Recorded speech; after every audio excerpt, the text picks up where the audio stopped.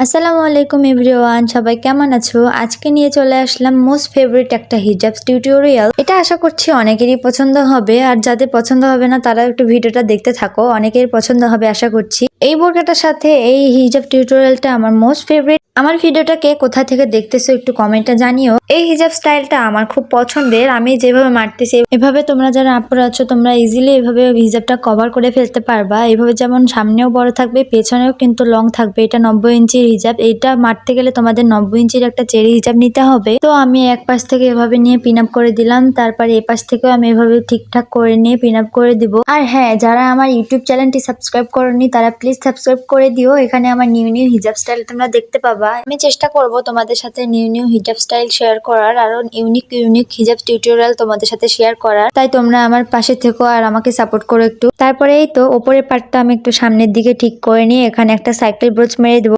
এই তো আমার হিজাব পরা ডান। তোমাদের কাছে কেমন লাগতেছে হিজাব স্টাইলটা তোমরা একটু কমেন্টে জানিও। আজকে এই পর্যন্তই, দেখা হবে নেক্সট কোনো ভিডিওতে। আর নেক্সট কোনো ভিডিওতে অন্য কোনো হিজাব স্টাইল নিয়ে চলে আসবো। এই তো পিছনে আমি লং টাইপ রেখেছি। এই হিজাব স্টাইলে দেখতে কিন্তু অনেক কিউট লাগে। ভিডিওটা ভালো লাগলে সবাই একটা লাইক কমেন্ট সাবস্ক্রাইব করে দিও। দেখা হচ্ছে নেক্সট কোনো ভিডিওতে। টাটা, আল্লাহ হাফেজ।